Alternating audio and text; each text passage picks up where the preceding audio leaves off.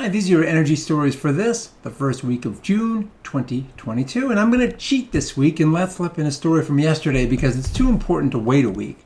President Biden announced on June 6th that the federal government would delay for 24 months collection of any new tariffs on imported solar panels from Cambodia, Malaysia, Thailand, and Vietnam. These imports are currently under scrutiny by the Department of Commerce after it decided to follow up on an anti-dumping complaint in March. This matters a great deal because these four countries supply about 80% of U.S. solar panels and parts. The complaint from Oxen Solar alleges that suppliers from these nations have been including subsidized components from China, and a preliminary review had been scheduled for August. Commerce Secretary Gina Raimondo, who's generally pretty green herself, indicated that her department had to comply with the law and proceed with the investigation and signaled that tariffs would not exceed 200%. Prior to the investigation, market researchers had been forecasting utility-scale silicon-based solar projects somewhere in the range of 17 gigawatts in 2022 and 20 gigawatts, so 20,000 megawatts by 2023.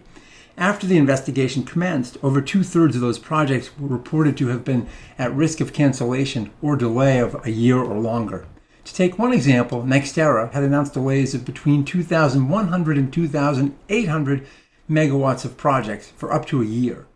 Estimated job losses were in the tens of thousands, with the Solar Energy Industries Association estimating up to 70,000 jobs might have disappeared. In addition, a significant number of bipartisan lawmakers had gone on record opposing the tariffs, including 22 senators and 85 House members.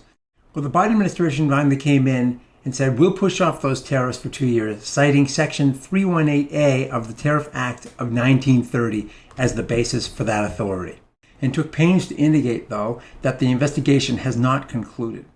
The question now is, how quickly can the solar industry pick itself up and dust its pants off? Supply chain issues still persist, but at least there will be tariff certainty over the next 24 months.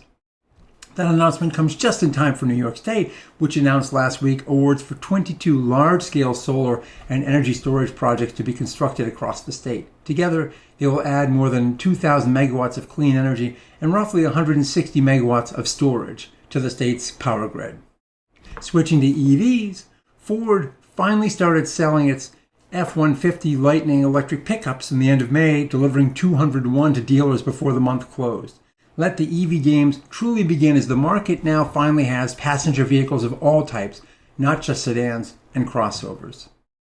Well, Toyota unveiled a home battery energy storage system in Japan, kind of similar to Tesla's Powerwall, although the Powerwall has 13.5 kilowatt hours and these only have 8.7 kWh. Food service distribution heavyweight Sysco just signed an LOI to buy up to 800 battery electric Freightliner e-Cascadia Class 8 tractor trailers from Daimler Truck North America by 2026. These 800 e-trucks are only a small fraction of Sysco's entire fleet, and they have indicated an intent to electrify 35% of all their trucks by 2030. And now for today's tech story. Well, GM's autonomous vehicle startup Cruise just got the go-ahead to start commercial service for driverless robotaxis in San Francisco. The California Public Utilities Commission approved the permit that will allow Cruise to offer services at a maximum speed of 30 miles per hour between the hours of 10 p.m. to 6 a.m. on designated streets. Cruise had been offering free rides in its electric Chevy Bolts for much of the past year, but now moves into commercial mode.